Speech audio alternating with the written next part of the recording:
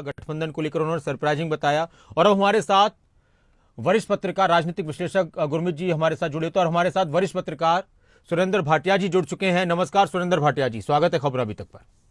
नमस्कार जी। सुरेंद्र भाटिया जी, ये जो खबर अब सबके सामने आ चुकी है कि कांग्रेस आम आदमी पार्टी के गठबंधन को लेकर बहुत ज्यादा संभावनाएं बन रही हैं, बातचीत का सिलसिला शुरू हो चुका है। आपको क्या फैक्टर नजर आते हैं कि अच्छा, इसमें सबको मालूम है कि राहुल गांधी चाहते हैं, केंद्रीय नेतृत्व चाहता है कि गठबंधन में जाएं, तो क्या नेता प्रतिपक्ष के तौर पर राहुल गांधी अपनी एक भूमिका ये दिखाना चाह रहे हैं कि वो सीटों का बंटवारा भी चाहे, बड़ा दिल दिखा रहे हैं हर चीज में, ये चीज है। और अगर गठबंधन होता है तो क्या स्थिति रहने वाली है हरियाणा में फिर कांग्रेस की चुनाव में?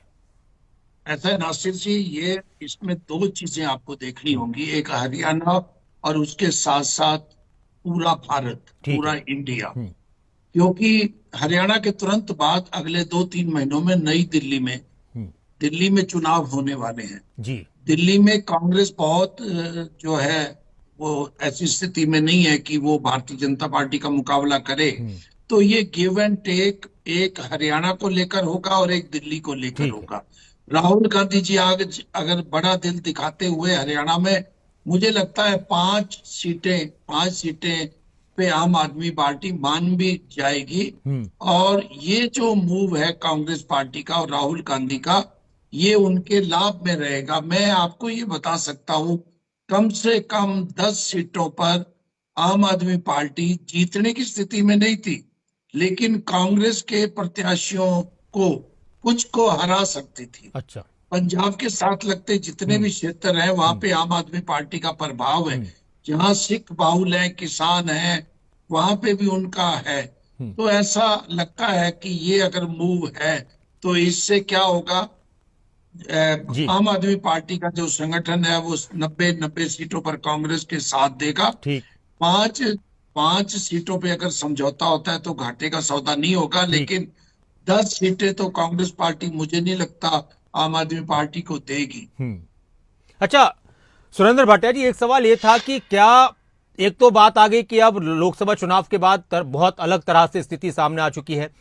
मध्य प्रदेश का भी आपको याद होगा कि मध्य प्रदेश में आम आदमी पार्टी ने चुनाव लड़ा था और अखिलेश यादव भी वहां पर कुछ सीटें मांग रहे थे कांग्रेस से कि हमें कुछ सीटें दे दीजिए तो हम चुनाव लड़ लेंगे, और उसका नुकसान भी कांग्रेस को उठाना पड़ा था। हालांकि मध्य प्रदेश में भी ये लग रहा था उस वक्त कि कांग्रेस बहुत मजबूत है और एंटी इनकम्बेंसी का शिकार बीजेपी को वहां पर होना पड़ रहा है। यहां पर भी क्या इस तरह की स्थिति है कि कहीं थोड़ा बहुत नुकसान जो कुछ हजार वोटों का होता है उसका नुकसान कांग्रेस को न उठाना पड़ जाए कहीं पर? मैं आपको एक पर्टिकुलर एक सीट की बात करता हूँ। डबल सीट पे कांग्रेस बड़ी कंफर्टेबल है। ठीक।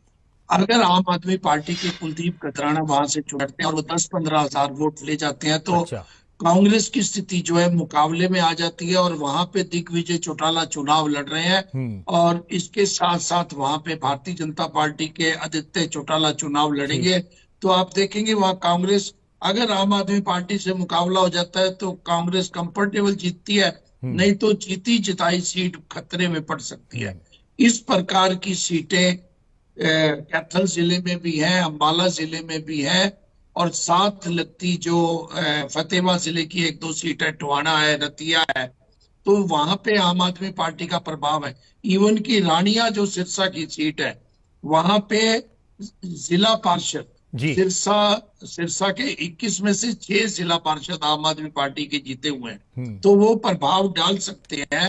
तो इसलिए 5 सीटें अगर आम आदमी पार्टी को दे दी जाती हैं, एक उदाहरण आपने मध्य प्रदेश का दिया, एक उदाहरण मैं गुजरात का देता हूँ। गुजरात में आम आदमी पार्टी में अगर मैं ठीक हूं तो 14% मत लिए और शायद 5 सीटें जीती थी, लेकिन कांग्रेस की संभावनाओं को वहां बहुत नुकसान पहुंचाया था।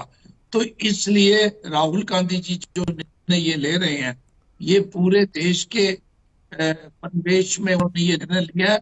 और कांग्रेस पार्टी हालांकि कंफर्टेबल है हरियाणा में, मुझे ये लगता है कि कांग्रेस पार्टी जीतने जा रही है अकेले भी।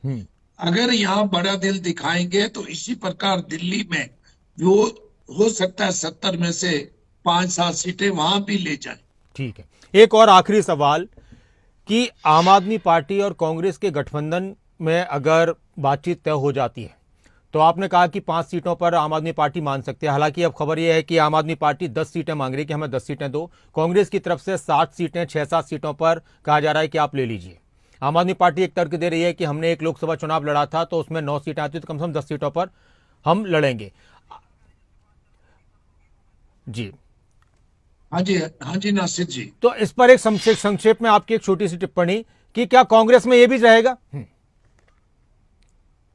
नहीं, ये जो बात आप कह रहे हैं, एक सीट लड़ी थी और एक संसदीय सीट में 9 सीटें आती हैं, वो उनका कहना ये उचित है भी 9 सीटें आती हैं और हमें 10 सीटें 9 सीटें 8 सीटें दी जाए, तो बार्गेनिंग की पावर के लिए भी 10 सीटें उन्होंने मांगी होगी, क्योंकि उनके अधिकांश लीडर उनको आम आदमी पार्टी को छोड़ चुके हैं।